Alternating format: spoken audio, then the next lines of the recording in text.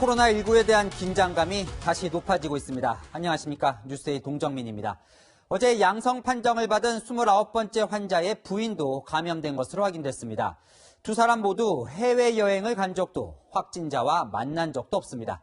어디서 감염됐는지 파악조차 안 되면서 지역사회 감염이 시작된 건지 보건당국이 바짝 긴장하고 있습니다. 첫 소식 이다혜 기자입니다. 30번째 확진자는 29번째 환자의 아내입니다. 68세 한국 여성으로 어젯밤 확진 판정을 받은 뒤 서울대병원에 격리됐습니다. 두 사람 모두 최근 해외여행을 다녀오지 않았습니다. 또 기존 확진자와 접촉한 이력도 없어 정부의 감시망에서도 벗어나 있었습니다. 지역사회 감염 가능성이 제기되는 이유입니다. 지역 감염이다라고 단정하고 있지는 않고요. 감염원과 감염 경로에 대한 심층적인 조사를 하고 최종적으로 판단을 해서 말씀을 드리겠습니다. 정부는 29번째와 30번째 확진자가 각각 지난 5일과 6일 발병한 것으로 보고 있습니다. 일부 동선이 공개된 29번째 환자는 격리되기까지 열흘간 114명을 접촉했습니다. 문제는 추가 접촉자가 급증할 수 있다는 겁니다. 신용카드 대신 현금을 사용한 데다 82세의 고령이어서 기억에 의존한 탓에 동선 파악이 어렵기 때문입니다. 보건당국도 5일간의 이동 경로를 파악하지 못하고 있습니다. 30번째 환자의 동선과 접촉자는 여전히 오리무중입니다. 유일하게 드러난 접촉자는 자가격리 중 만난 기자인데 이 기자도 현재 자가격리 중에 있습니다. 보건당국은 부부가 함께 바이러스에 노출됐는지 남편이 감염된 후 아내에게 옮긴 것인지 역학조사를 진행 중입니다. 채널A 뉴스 이다혜입니다. 29번 환자는 확진 판정을 받기 전 서울 종로구 집 근처의 동네 병원을 8차례나 갔지만 의심조차 받지 않았습니다. 어떻게 그런 일이 벌어진 건지 정현우 기자가 취재했습니다.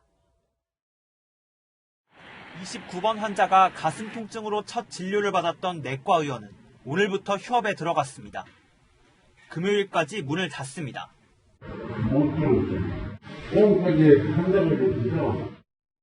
29번 환자가 증상이 나타난 이후에도 찾았던 동네 외과 의원은 2주간 휴업하기로 했습니다. 처방을 받은 약국 2곳에도 휴업 권고가 내려졌습니다. 29번 환자는 동네 병원 2곳을 모두 8번 방문해 진료받은 것으로 현재까지 파악됐습니다. 내과의원에선 증세가 처음 나타난 이후 지난 5일과 7일 2차례 진료를 받았습니다. 외과에는 5일을 포함해 모두 6차례나 방문했습니다. 마른 기침이나 몸살 기운 이런 증상이 섞여 있긴 했지만 원래 가지고 계셨던 질환에 대한 치료 목적이 더 주였다. 그제 고려대 안암병원에서 격리되기 전까지 하루 이틀 간격으로 병원을 전전하고 약을 받아갔지만 감염을 의심받지 않았던 겁니다. 1차 의료기관에서 경미한 증상만 가지고 감염을 의심하기에는 현실적으로 어렵다는 지적입니다. 빨리 차단하고 빨리 치료함으로써 최대한 피해를 줄이는 방향으로 가는 방역 방법 이외에는 없다고 봅니다. 29번 환자의 아내인 30번 환자도 증상이 나타난 이후 지난 8일 서울대병원 외래 진료를 받았지만 역시 의심 환자로 분류되지 않았습니다. 보건당국은 해외 여행력이 없더라도 원인 불명의 폐렴 환자는 의사 판단에 따라 바이러스 검사를 받을 수 있도록 할 방침입니다. 채널A 뉴스 정현우입니다. 이 노부부가 살았던 숭인동, 29번 환자가 봉사활동을 했던 이화동, 서울 종로 지역은 초비상입니다. 주민들의 불안이 더 큰 건 이들에게 바이러스를 전파한 사람이 지금도 무방비로 다니고 있을 가능성이 있다는 겁니다. 김철웅 기자입니다. 29번째, 30번째 환자가 거주한 곳은 서울 종로구 숭인동입니다.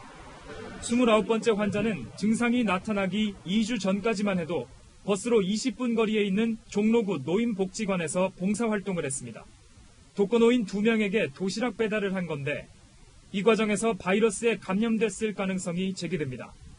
6번 환자가 다녔던 명륜교회와도 멀지 않은 곳에 살았습니다. 종로구 노인복지관은 코로나19가 확산되자 지난 1일부터 휴관했고 명륜교회와 연관성도 낮다는 게 보건당국의 설명입니다. 다만 14일간의 잠복기를 고려할 때 지역사회 감염 가능성은 여전합니다.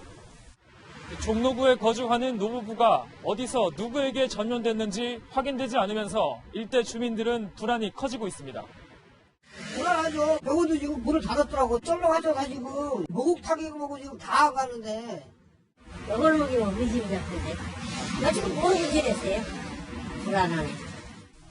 29번과 30번 환자에게 바이러스를 퍼뜨렸을 사람이 여전히 종로구에 남아있을 가능성에 불안감이 커지는 겁니다. 정부는 이들의 동선을 역추적해 감염원을 찾아내는 데 주력하고 있습니다. 이 감염원 추적에 실패할 경우 29번과 30번 환자는 지역사회 감염의 시작 사례가 될 전망입니다. 채널A 뉴스 김철웅입니다. 동네 의원을 전전하다 찾아온 29번 환자의 감염을 의심한 건 고려대 안암병원 응급실 의료진이었습니다. 메르스 때 경험이 더 큰 화를 막았다는데요. 김단비 기자가 취재했습니다.